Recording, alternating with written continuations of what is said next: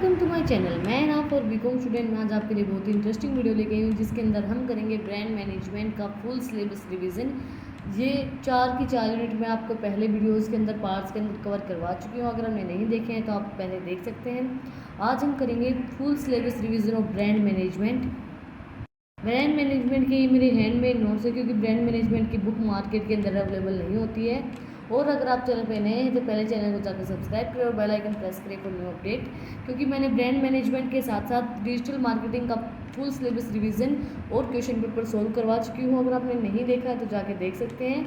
आज हम brand management का फुल सिलेबस रिवीजन कर लेंगे। अगली वीडियो जो आएगी वो आएगी फुल इसका एक क्वेश्चन पेपर सोल्व कराऊंगी मैं आपको। आप ये चीज़ देखना कि आप ये फुल सिलेबस को रिवाइज करने के बाद उस क्वेश्चन पेपर को आप सोल्व कर पाते हैं या नहीं कर पाते, उस क्वेश्चन पेपर को आप अटैम्प्ट कर पाते हैं या नहीं कर पाते। मेरे नोट्स करने के बाद आप उस क्वेश्चन पेपर को इजीली अटैम्प्ट कर पाएंगे, ये मेरी गारंटी है।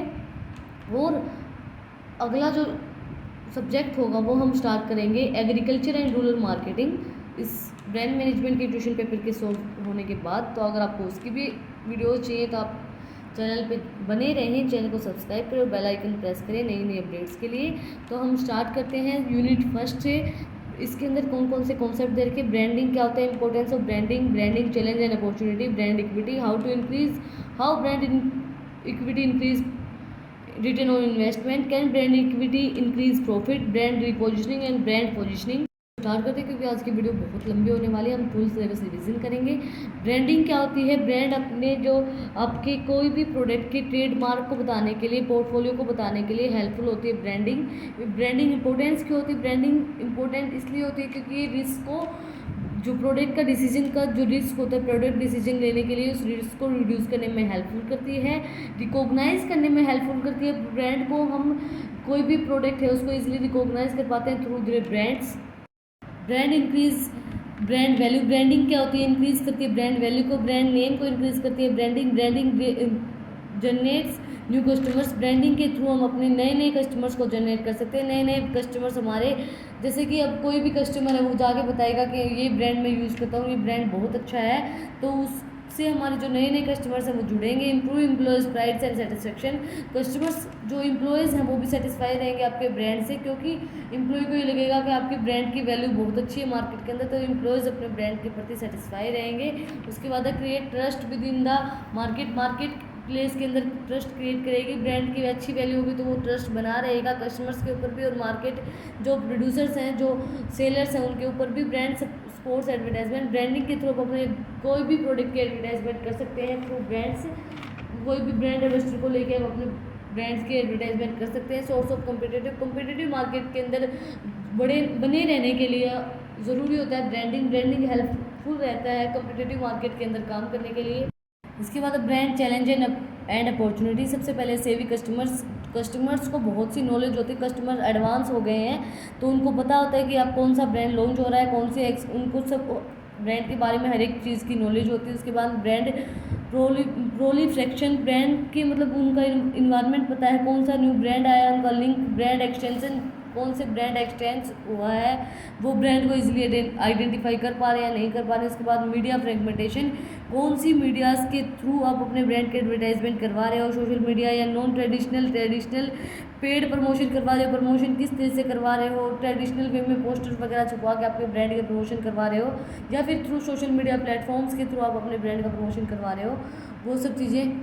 इसके बाद इंक्रीज कंपटीशन इंक्रीज करता है दोनों साइड से, डिमांड और सप्लाई। ब्रांड अगर अच्छा होगा तो उसकी डिमांड्स इंक्रीज होंगी, तो उसके अंदर भी इंक्रीज होगा कंपटीशन, और सप्लाई भी अच्छी होगी। उसके बाद इंक्रीज कॉस्ट को इंक्रीज करने में ब्रांडिंग एक चैलेंज होता है कि आप अपनी कॉस्ट को इंक्रीज कर दोगे तो क्या पता लोग आपके प्रोडक्ट को ना लें, आपके ब्रांड को ना लें। क्रिएट अकाउंटेबिलिटी को क्रिएट करता है ब्रांडिंग, और ये चैलेंज होता है कि आपकी अर्निंग्स को आपको एनालाइज करना पड़ता है, आपकी कैसी, अगर आपकी फाइनेंशियल कंडीशन हेल्दी है या नहीं है, वो सब चीज़ें आपको देखनी पड़ती है। उसके बाद आपको अगर लंबे समय तक अपना बिजनेस चलाना है, लंबे समय तक अपना ब्रांड चलाना है, तो आपकी ब्रांड की वैल्यू अच्छी होनी चाहिए, और आपका ब्रांड ही हेल्पफुल रहता है कि आपके ब्रांड अगर अच्छा चल रहा है तो आपके जो बिजनेस है वो लंबे समय तक चलेगा।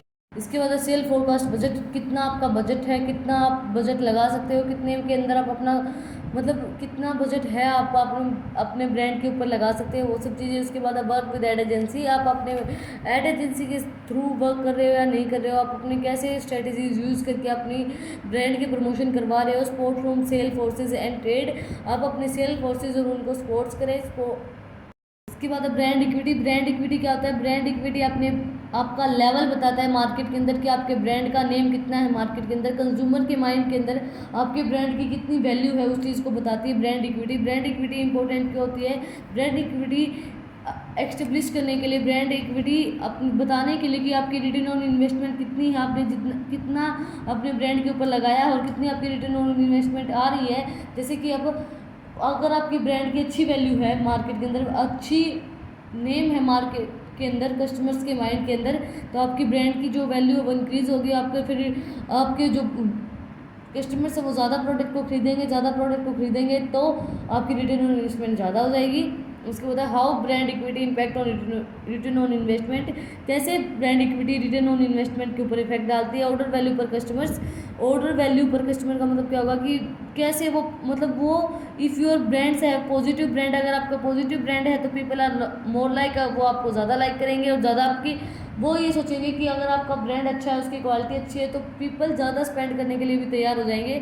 लोग हम ये सोचते हैं, जैसे हमारी थिंकिंग ये होती है, अगर आपको अच्छी क्वालिटी का ब्रांड मिल रहा है तो आप क्या सोचोगे कि भाई चाहे कुछ भी हो, पैसे ज़्यादा लग रहे हो लेकिन क्वालिटी बहुत अच्छी है, ब्रांड बहुत अच्छा है, तो हम उसके ऊपर ज़्यादा खर्च कर भी आते हैं।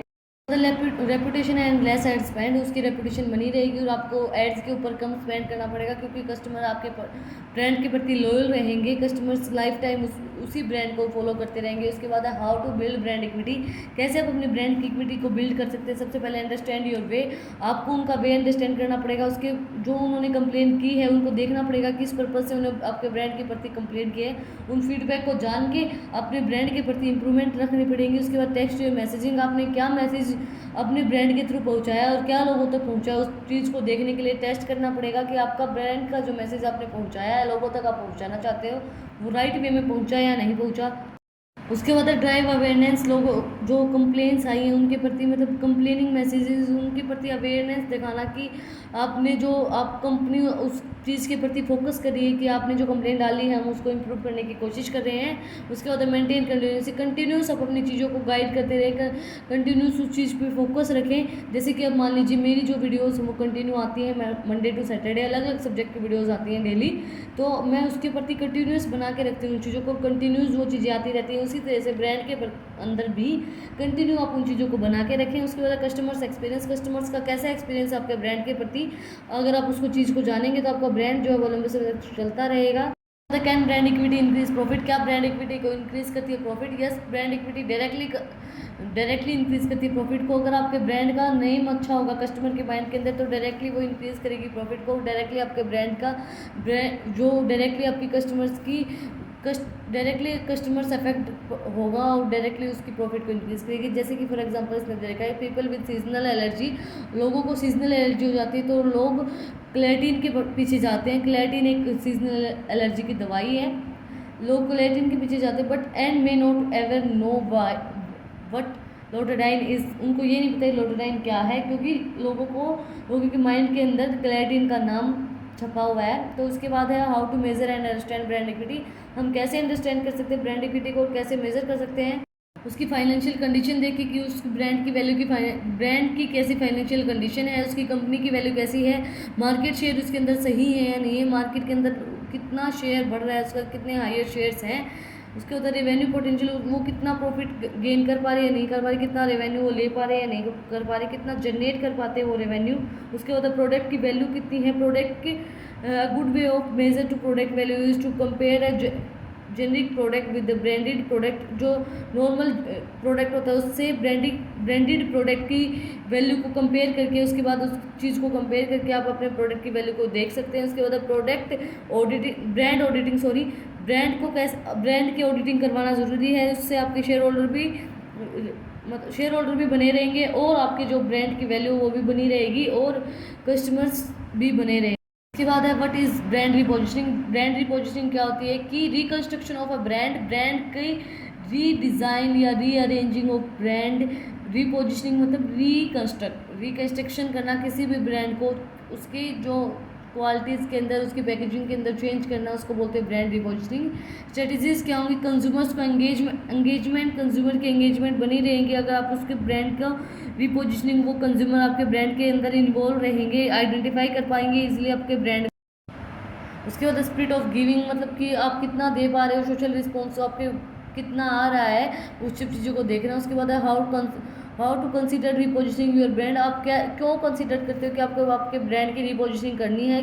सबसे पहले कि आप you want to target different audience, अगर आप डिफरेंट ऑडियंस को टारगेट करना चाहते हो, जो आपकी ऑडियंस चल रही है उससे अलग आप ऑडियंस को टारगेट करना चाहते हो, तो आपको ब्रांड की रिपोजिशनिंग करनी जरूरी होगी, आपको ब्रांड रिकंस्ट्रक्शन करना ज़रूरी होगा। उसके बाद your product and services have evolved, आपकी प्रोडक्ट और सर्विसेज ओल्ड हो गए, कस्टमर आपकी प्रोडक्ट और सर्विस को नहीं ले रहे हैं, तो आपको उसकी चेंजमेंट करनी पड़ेगी उसके अंदर। फिर उसके बाद your competitor are offering better value, अगर आपके जो कंपटीटर हैं वो ऑफर कर रहे हैं आपके से ज़्यादा बेटर वैल्यू, तो आपको उसकी रिपोजिशनिंग करनी पड़ेगी। उसके बाद है your sales and trading downward, जो आपकी सेल्स हैं, आपके ब्रांड की सेल्स हैं वो डाउनवर्ड ट्रेड कर रही हैं, तो आपको ब्रांड की रिपोजिशनिंग जरूर। इसके बाद है इस यूनिट का last topic, what is brand positioning. Brand positioning क्या होती है? ब्रांड पोजीशनिंग आपको बताती है कि आपकी कंपनी के इमेज कैसी है लोगों के माइंड के अंदर, कैसे आप जिस ऑडियंस को टारगेट कर रहे हैं उसकी इमेज, उसके माइंड के अंदर आपकी इमेज कैसी है। आपको टारगेट ऑडियंस क्या होता है कि टारगेट ऑडियंस होती है जो आप बताते हो कि आपकी कौन सी टारगेट ऑडियंस की है, कौन सी ऑडियंस को आप टारगेट करके अपने प्रोडक्ट को लॉन्च कर रहे हैं। उसके बाद डिफरेंट सेगमेंटेशन, इनको ब्रीफ में मैं अगली यूनिट के अंदर या अगली यूनिट के अंदर आती है ये segmentation. Demographic, geographic, demographic, physiographic and behaviour. इसके बाद nature of competition, indirect competition होता है, शुड नॉट नैरो डिफाइंड नहीं होता है, ये occur eight benefit level, other benefit होता है तभी ये अक्कर होता है। उसके बाद मल्टीपल फ्रेमवर्क रेफरेंस। इसके बाद बेनिफिट्स क्या क्या होंगे इसके? Point of parity, point of association, 3 categories के अंदर, point of parity, point of competitive point of parity और correlation of point of parity. Point of differentiation के अंदर क्या आएगा कि वो बेनिफिट्स बताता है कंज्यूमर्स को पॉजिटिवली इवेलुएट करने के लिए, यूनिक ब्रांड्स बताने के लिए, लॉन्ग कंसिडरेशंस। उसके बाद कंसिडरेशन क्या होंगी? परफॉर्मेंस बताएगी उसकी, financial attributes and imagery related. Note क्या तरीका है? To decide the correct positioning, the POP and POD is to be identify. POP और पीओडी आइडेंटिफाई करने के लिए हेल्पफुल रहते हैं करेक्ट पोजिशनिंग ऑफ ब्रांड। इसके बाद नेक्स्ट यूनिट है nature of brand development. Brand development, brand awareness, attitudes, brand identity and image, brand loyalty, meaning and its measures, brand personality, advertisement and brand development, developed marketing programs to build brand equity, to co-branding, listening, celebrity endorsement, sporting culture and events. भाई ये handmade notes है मेरे, तो please video को एक like कर दिया करो, कमेंट कर दिया करो। मेहनत लगती है इन बड़ी बड़ी वीडियो को बनाने के लिए। ब्रांड अवेयरनेस क्या होती है कि कस्टमर्स आपके ब्रांड के प्रति फेमिलियर है या नहीं, कस्टमर्स आपके ब्रांड को पहचान पाते हैं। बहुत से ब्रांड के अंदर से आपके ब्रांड को कस्टमर्स पहचान पाते हैं या नहीं पहचानते हैं, उसको बोलते हैं brand awareness. There are the 2 types of brand awareness, 2 तरह से ब्रांड अवेयरनेस होती है। सबसे पहले एडिड अवेयरनेस। एडिड अवेयरनेस के अंदर क्या होता है कि वो this means that one maintain the product category and the customers recognise your, एक प्रोडक्ट की कैटेगरीज बना दी गई हैं और वो अपने ब्रांड को रिकॉग्नाइज कर पा रही है नहीं कर पा रहे हैं। उसके बाद top of brand mind awareness के अंदर क्या होगा, बहुत ज़्यादा ब्रांड की कैटेगरी दे दी हैं और उसके अंदर से आपको आपके ब्रांड के पहचान लेते हैं, तो आप उसके प्रति अवेयर रहते हैं या नहीं रहते हैं। उसके बाद importance of brand awareness. Brand awareness ज़रूरी होती है कि वो इंपॉर्टेंट होती है कि ब्रांड को आइडेंटिफाई करने के लिए वो हेल्पफुल रहती है, इंक्रीज़ करती है आपकी सेल्स को। ब्रांड, जितना लोग आपके ब्रांड के प्रति अवेयर रहेंगे उतनी आपके ब्रांड की सेल इंक्रीज़ होगी। इमोशनल कनेक्शन बनाएगा, बिल्डिंग करेंगी, कस्टमर्स लॉयल रहेंगे आपके ब्रांड के प्रति, सोशल लिसनिंग होगी, ग्लोबल सर्विसेज आप प्रोवाइड करवा रहे हो कीवर्ड्स, तो आपके ब्रांड के प्रति लोग लॉयल रहेंगे, अवेयर रहेंगे। इसके बाद नेक्स्ट टॉपिक है brand identify and image. Brand identify क्या होता है कि brand identify scenes and organisation, brand identify responsibilities को बताता है। ब्रांड आइडेंटिफाई एक ऐसी एग्रीगेशन होती है जो हमें किस तरह से हम अपने ब्रांड को आइडेंटिफाई कर सकते हैं उस चीज़ों को बताता है। बट ऑल यू, आप कैसे अपने ब्रांड को आइडेंटिफाई कर पाते हैं, सोर्स ऑफ ब्रांड आइडेंटिफाई, कैसे आप अपने ब्रांड को आइडेंटिफाई कर पाते हैं। सिंबल्स के थ्रू आपको पता चल जाता है कि एक सिंबल देखते हैं कि नाइकी का है या जॉकी का है, मतलब आप शूज़ को देखते ही उनके सिंबल को देखते ही आप बता देते हो कि कौन सा ब्रांड है। उसको लोगों को देख के लोगों के फीचर दे रखे हैं कि सिंपल है, मेमोरेबल है, आपको उसको लोगों को मतलब उसको याद कर पाते हैं, यूनिक है, आप और ब्रांड से आप उसको इजीली आइडेंटिफाई कर पाते हैं या नहीं कर पाते हैं। उसके बाद the elements of logo, logo type और आइकन आपका कैसा है, हैंडमेड है या कैसा है।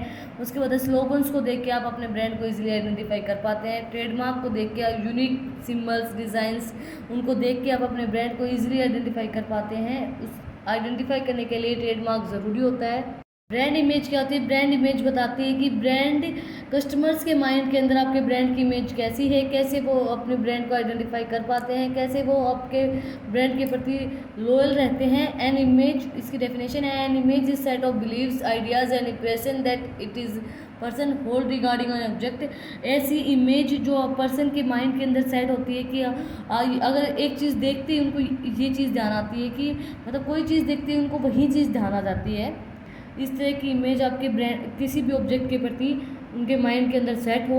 इसके बाद importance of brand image, brand image क्यों इंपॉर्टेंट होता है? More profit as new customers, नए नए कस्टमर आएंगे, ज़्यादा प्रॉफिट इंक्रीज होगा। Easy to introduce new product को, अगर आपकी ब्रांड की इमेज अच्छी है कस्टमर्स के माइंड के अंदर तो उसी ब्रांड का नया प्रोडक्ट लॉन्च करने में ईजी रहेगा कोई भी न्यू प्रोडक्ट को इंट्रोड्यूस करने के लिए। बेटर बिजनेस कस्टमर रिलेशनशिप अच्छी बनाए रखेगी। जैसे कि फॉर एग्जांपल इसमें दे रखा है कि कोको कोला, मैकडोनल्ड्स और रॉयल एक्स, इसकी अच्छी ब्रांड इमेज है लोगों के माइंड के अंदर। तो चाहे कितना ही महंगा प्रोडक्ट लॉन्च करते हैं ये लोग, लेकिन फिर भी परचेज करते हैं कस्टमर्स, क्योंकि इनकी ब्रांड की इमेज बहुत अच्छी है। आप अपने ब्रांड की इमेज कैसे मेज़र कर सकते हैं? How to measure a brand image? Survey लोगों के पास जाके, मार्केट को सर्वे करके आप अपने ब्रांड की इमेज देख सकते हो कि आपके ब्रांड की इमेज कैसी है। एम्प्लॉय से पूछ के, कस्टमर से पूछ के, शेयर होल्डर से पूछ के कि आपके ब्रांड की इमेज कैसी है मार्केट के अंदर। इसके बाद एम्प्लॉयज़ एग्जाम्पल दे रखा है, जैसे कि एप्पल की, कोको कोला की, आप सर्वे करके देख लो कि यही बताएगी कि बहुत बेस्ट प्रोडक्ट है, बेस्ट क्वालिटीज़ देते हैं, बेस्ट फैसिलिटीज़ देते हैं, बेस्ट फीचर्स देते हैं। कौन कौन से फैक्टर्स कंट्रीब्यूट करते हैं ब्रांड इमेज को? Quality of the product and services, आप कैसी क्वालिटीज़ प्रोवाइड करवा रहे हैं, उन चीज़ों को, वो चीज़ें इफेक्ट डालती है, कंट्रीब्यूट करती है ब्रांड इमेज को बनाने के अंदर। अगर आप अच्छी क्वालिटीज़ और अच्छी प्रोडक्ट सर्विसेज दे रहे हैं तो आपकी ब्रांड की इमेज अच्छी बनी रहेगी मार्केट के अंदर और लोगों के अंदर।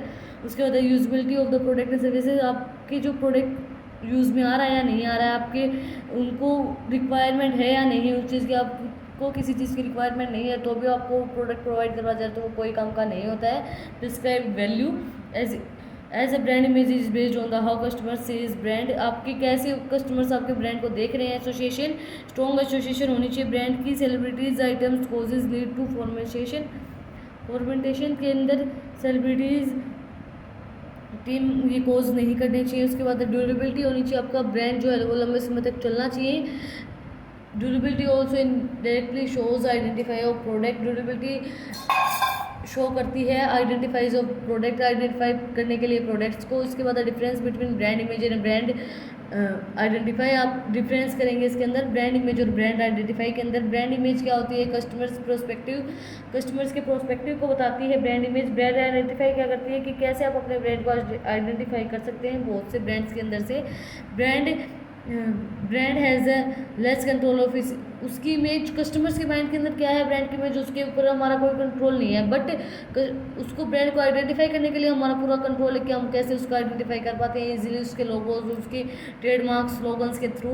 Customer participation of the brand, customers का पार्टिसिपेशन ब्रांड इमेज के अंदर ज़रूरी होता है। इसके अंदर ब्रांड आइडेंटिफाई के अंदर कस्टमर्स का पार्टिसिपेशन कोई ज़रूरी नहीं होता है। आपकी मर्जी, आप अपने ब्रांड को कैसे आइडेंटिफाई करते हैं। इसके बाद ब्रांड लॉयल्टी, ब्रांड लॉयल्टी क्या हुआ कि आपकी जो कस्टमर्स हैं उसकी आपके ब्रांड के प्रति पॉजिटिव फीलिंग है या नहीं है, ब्रांड के प्रति, आपके ब्रांड के प्रति कस्टमर्स लॉयल हैं या नहीं है। आप अपनी ब्रांड की लॉयल्टी कैसे क्लियर कर सकते हैं? स्टेलर कस्टमर सर्विसेज, आप अच्छी सर्विसेज कस्टमर्स को ब्रांड प्रोवाइड करवाए। ब्रांड एम्बेसडर के थ्रू आप अपना, जैसे कि आपका कोई ब्रांड एम्बेसडर फेवरेट है, कोई आपका जो सेलिब्रिटी फेवरेट है, सेलिब्रिटी के थ्रू आप अपने ब्रांड की, सेलिब्रिटी को आप अपने ब्रांड का एम्बेसडर बना दे तो आपकी ब्रांड की सेल्स ऑटोमेटिकली इंक्रीज हो जाती है। How brand loyalty is lost, brand की लॉयल्टी कैसे लॉस्ट हो जाती है? Continuous maintain monitoring and reach are needed to measure to utilise of the product and identify modification that all offers additional consumers benefit and increase the loyalty utility in the economic measures of the level of satisfaction consumer drives from the product and services, उनका level of satisfaction कम हो जाता है brand loyalty के प्रति। Brand personality क्या होती है, ब्रांड की कैरेक्टरिस्टिक्स को बताती है ब्रांड पर्सनैलिटी की, कैसी उनकी इमेज ब्रांड के प्रति बनी हुई है। How to brand personality matter, brand personality आपकी टारगेट ऑडियंस को अचीव करने के लिए मैटर करती है कि आपके ब्रांड की पर्सनैलिटी कैसी है लोगों के माइंड के अंदर। उसकी ड्राइव कम्पिटिटिव डिफरेंशिएशन ड्राइव करती है। बूस्ट ब्रांड अवेयरनेस को इंक्रीज करने में हेल्पफुल करती है। ब्रस्टर ब्रांड लॉयल्टी को बनाए रखने में हेल्पफुल करती है ब्रांड पर्सनैलिटी। अब ब्रांड पर्सनैलिटी फ्रेमवर्क के अंदर क्या आएगा, सैनिटरी एक्सट्रीमेंट कॉम्पिटेंट सफोकेशन। सैनिटरी के अंदर क्या आएगा, डाउन टू अर्थ होता है, ऑनेस्टी होती है, चेयरफुल वेलिफिकेशन। उसके बाद सेंटिमेंट्स के अंदर क्या आएगा कि driving spirit imagination up to date रहना चाहिए। कॉम्पिटेंट के अंदर क्या आएगा कि रिलायबल है या नहीं है वो, इंटेलिजेंट सक्सेसफुल। उसके बाद है सफोकेशन के अंदर अपर क्लास कैसी है, उसके बाद है रेजिडेंट के अंदर आउटडोर टॉक होती है या नहीं होती, स्ट्रॉन्ग ऑडियंस आपके पास, हार्ड वर्किंग है या नहीं आप, उन सब चीज़ों को बताती है। इस यूनिट का लास्ट टॉपिक है ब्रांड इक्विटी। ब्रांड इक्विटी मैंने आपको पहले बताया था कि ब्रांड इक्विटी क्या होती है। ब्रांड इक्विटी आपके ब्रांड की इमेज कस्टमर्स के माइंड के अंदर, मार्केट के अंदर कैसी है उस चीज़ को बताती है। ब्रांड इक्विटी को हम दो तरह से मेजर कर सकते हैं, क्वालिटेटिव टेक्निक और क्वांटिटेटिव टेक्निक से। क्वांटिटेटिव टेक्निक के अंदर क्या आएगा कि आपकी क्वांटिटी मतलब उसकी क्वांटिटीज़ को आप कैसे मेज़र कर सकते हैं, कि किस तरह से आपके ब्रांड की क्वांटिटी को मेज़र कर सकते हैं, उसके बारे में जान के कि लोग उसके बारे में कितना अवेयर हैं, उसको कितना रिकॉग्नाइज कर पाते हैं या नहीं कर पाते, ब्रांड को वो याद कर पाते हैं या नहीं कर पाते, उसको इजीली रिकॉल कर पाते हैं, देखते ही उस चीज़ को रिकॉल कर पाते हैं नहीं कर पाते। ब्रांड की इमेज कस्टमर्स के माइंड के अंदर कैसी है उस चीज़ को देखने के लिए क्वांटिटेटिव रिसर्च टेक्निक यूज़ की जाती है। उसके बाद क्वालिटेटिव रिसर्च टेक्निक के अंदर क्या आएगा, फ्री एसोसिएशन, प्रोजेक्टिव टेक्निक और brand personality relationship, ethnographic and observation approach. Free association के अंदर मतलब कि आप कैसे उसका टेस्ट है, कैसे उसकी माइंड के अंदर उसका टेस्ट बना हुआ है, उन सब चीज़ों को देखने के लिए प्रोजेक्टिव टेक्निक को यूज़ कर रहे हो नहीं कर रहे हो, आपको कितना नॉलेज है उसके बारे में। ब्रांड की पर्सनैलिटी कैसी है, उसकी रिलेशनशिप कैसी है आपके बारे लोगों के माइंड के अंदर, लोगों कस्टमर्स के साथ, उसको मेज़र करने के लिए इस टेक्निक को यूज़ किया जाता है। उसके बाद को ब्रांडिंग क्या होता है कि आपकी ब्रांड की रेपुटेशन बताती है दूसरे ब्रांड्स के प्रति, कि आप को ब्रांडिंग का मतलब क्या होता है कि ब्रांड पार्टनरशिप कैसे आपके कितने आपके को ब्रांड्स है, कितनी उनकी पार्टनरशिप बनी, कितने ब्रांड्स के साथ आपकी पार्टनरशिप है, को ब्रांड्स हैं आपके।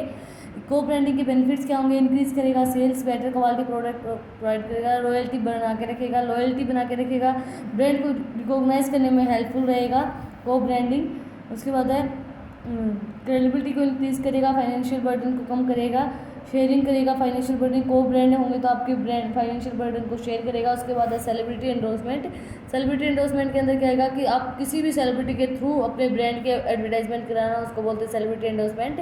जैसे कि अब मान लीजिए कोई पॉपुलर सेलिब्रिटी है, जैसे कि आपका फेवरेट कोई भी सेलिब्रिटी लगा लीजिए आप, अक्षय कुमार लगा लेते हैं, मैं ज़्यादा पिक्चर्स देखती नहीं तो मुझे एक दो नाम ही याद हैं। तो जैसे अक्षय कुमार है, अक्षय कुमार से आप अपने ब्रांड की वो करवाते हैं, एडवर्टाइजमेंट करवाते हैं, उसको ब्रांड एम्बेसडर बना देते हो, आपकी ब्रांड की ऑटोमेटिकली सेल इंक्रीज हो जाएगी क्योंकि उसकी फैन फॉलोइंग बहुत ज़्यादा है। उसके बाद advertisement and brand development. Advertisement क्या होता है, एडवर्टाइजमेंट होता है प्रमोशन ऑफ अ प्रोडक्ट, किसी भी प्रोडक्ट या ब्रांड का प्रमोशन, उसको बोलते हैं एडवर्टाइजमेंट। एडवर्टाइजमेंट आप चार तरीके से कर सकते हैं, display advertisement, video advertisement, mobile advertisement, negative advertisement. Display advertisement जैसे कि स्मॉल किसी भी की ब्लॉग्स के थ्रू या मतलब आपने कोई भी वेबसाइट के ऊपर आपने एडवर्टाइजमेंट डाल दिया। वीडियो एडवर्टाइजमेंट जैसे सोशल मीडिया के ऊपर आते हैं, यूट्यूब के ऊपर आप एडवर्टाइजमेंट डाल देते हो। मोबाइल एडवर्टाइजमेंट जैसे मैसेजेस, ऑनलाइन मैसेजेस, कोई भी social media ads. Display advertisement उनको वीडियो ऐप्स के थ्रू आप अपने ब्रांड के एडवर्टाइजमेंट करते हो। उसके बाद नेगेटिव एडवर्टाइजमेंट किसी भी सिंपली कोई भी नॉन डिस्ट्रीब्यूशन के उससे आप अपनी नेगेटिव एडवर्टाइजमेंट करवाते हो। उसके बाद ब्रांड डेवलपमेंट क्या होता है, ब्रांड को की brand strategies. Brand development is strategy process creating a distribution of company की इमेज, प्रोडक्ट की इमेज को बनाने के लिए कंपटीटर के माइंड के अंदर उसको ब्रांड को डेवलप करना ज़रूरी होता है, उसको बोलते हैं ब्रांड डेवलपमेंट। इसके बाद है unit third developing brand equity measurement. कैसे अपने ब्रांड इक्विटी को कैसे आप अपनी ब्रांड की इक्विटी को मेजर कर सकते हैं, डेवलप कर सकते हैं। ब्रांड इक्विटी क्या होती है, measurement source of brand equity, customers mindset कैसा होगा, क्वांटिटेटिव मेजर्स, क्वालिटेटिव मेजर्स, उनको देखेंगे हम अब।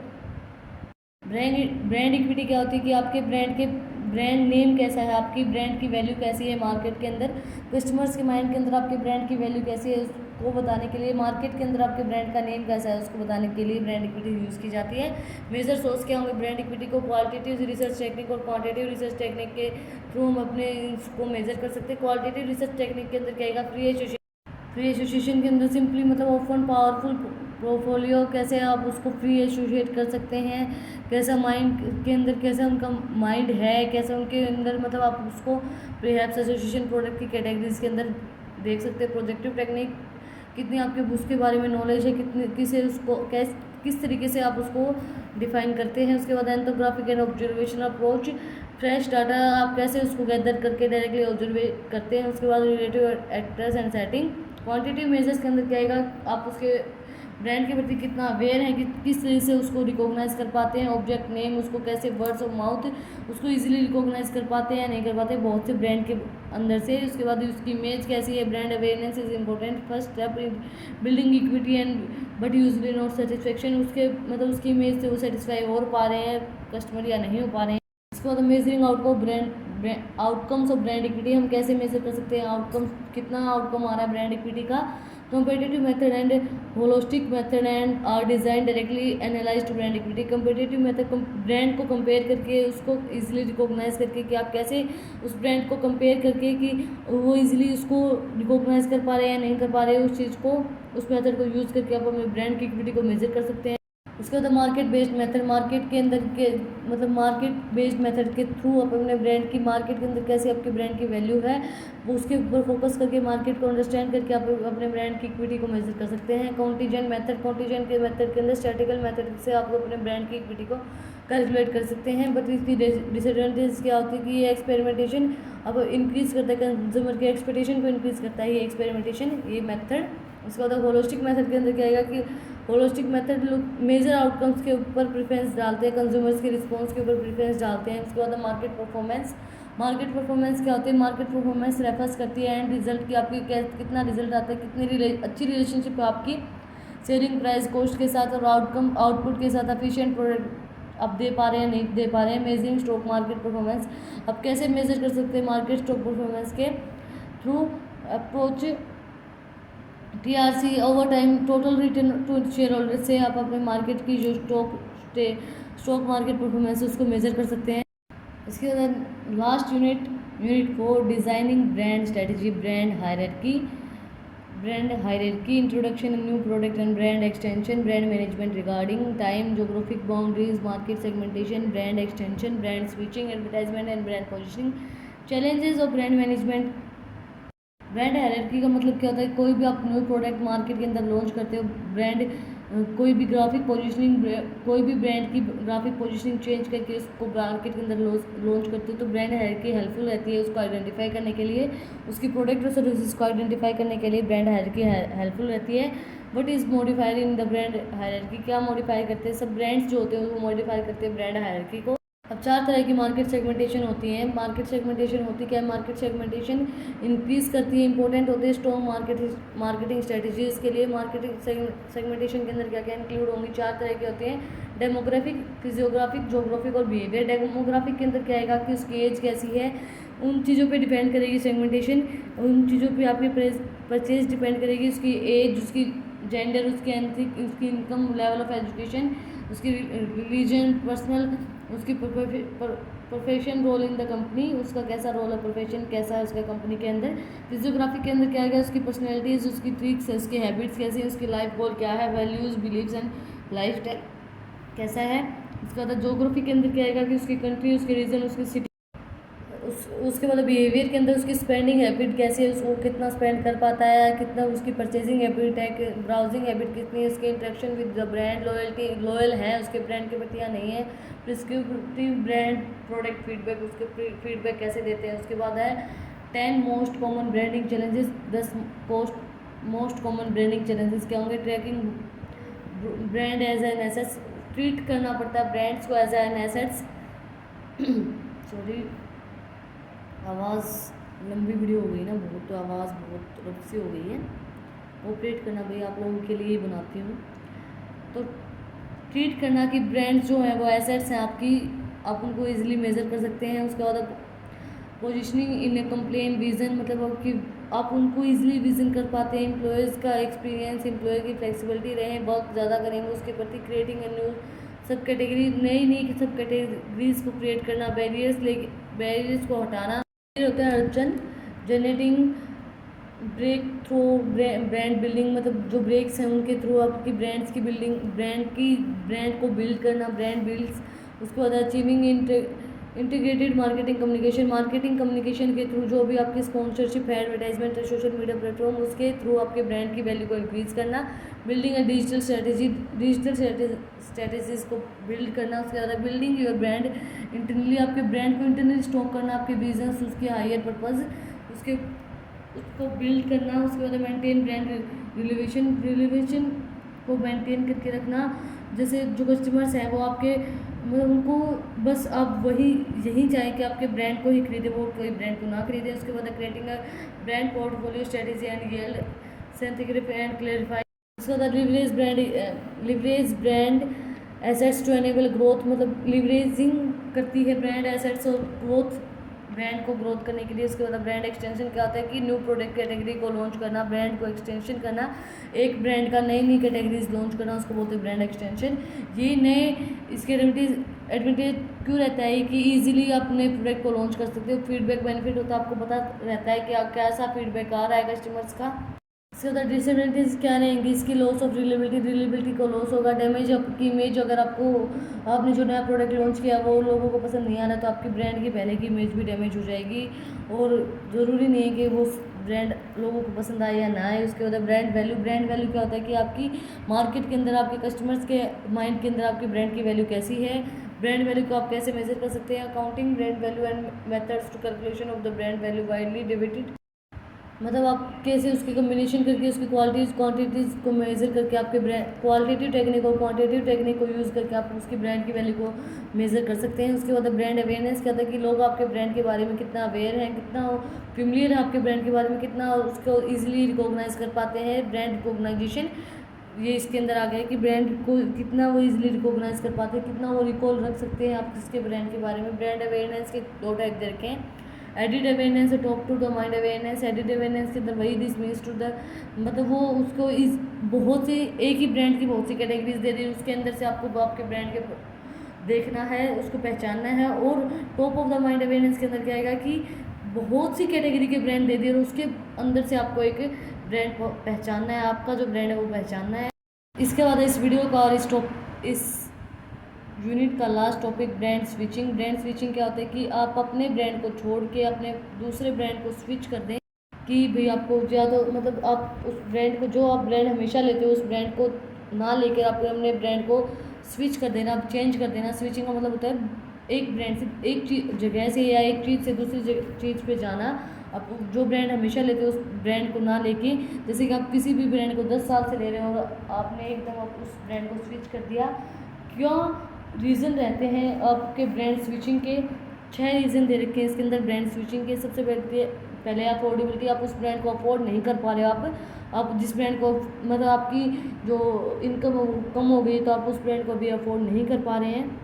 क्वालिटी कम हो गई है, कस्टमर्स की quality of customer services. Variety कम हो गई, आपको अच्छी वैरायटी चाहिए और वैरायटी नहीं दे पा रहे हैं तो आप ब्रांड को स्विच कर देंगे। एडप्शन, मतलब आपको उसकी ज़रूरत नहीं है, आप उसको अडोप्ट नहीं कर पा रहे हो, आपको नहीं अच्छा लग रहा है, वो रिलेवेंट चेंज चाहिए आपके उसके अंदर। इनोवेशन, अगर आप उस ब्रांड के अंदर इनोवेट नहीं कर पा रहे हैं, नहीं कर रहे हैं कोई भी इनोवेशन, तो लोग उस चीज़ से बोर हो जाते हैं तो वो आपके ब्रांड को स्विच कर देते हैं। कन्वेंशन, कस्टमर्स उस हर मतलब मोर कन्वेंट होता है परचेजिंग, कस्टमर्स किसी भी स्टॉक को परचेज करने के लिए तो कन्वेंट होता है। उसके बाद आप कैसे ब्रांड स्विचिंग को प्रिवेंट कर सकते हैं। प्रोवाइड वैल्यू, उसकी वैल्यू लॉयल्टी, कस्टमर्स को बना के रखें, लॉयल रहें आपके ब्रांड के प्रति कस्टमर्स। उसकी कस्टमर्स जो चाहते हैं improve your customer services efforts, आपके जो कस्टमर सर्विसेज प्रोवाइड करवा रहे हैं उनके एफर्ट्स को इम्प्रूव करें। एड्रेस क्रिटिसिज्म को एड्रेस करें, वेबसाइट्स के प्रति, सोशल मीडिया प्लेटफॉर्म्स के प्रति उनसे फीडबैक लें, जो भी फीडबैक आ रहा है उनसे उनको देखें, उनको समझें और उनको फिर इम्प्रूव करें। उसके बाद मेंटेन कस्टमर इंटरेस्ट, कस्टमर्स का इंटरेस्ट आपके प्रोडक्ट के प्रति मेंटेन रखें। जो भी आप प्रोडक्ट सेल करें उसके अंदर आपके कस्टमर्स का इंटरेस्ट बना रहना चाहिए। आज की वीडियो में हमने फुल सिलेबस रिवाइज किया है ब्रांड मैनेजमेंट का, यूनिट 1 से लेकर यूनिट 4 तक। अगर आपको मेरी ये वीडियो पसंद आई तो इस वीडियो को ज़्यादा से ज़्यादा लाइक करें और चैनल को सब्सक्राइब करें और बेल आइकन प्रेस करें for new update. Thank you for watching my video.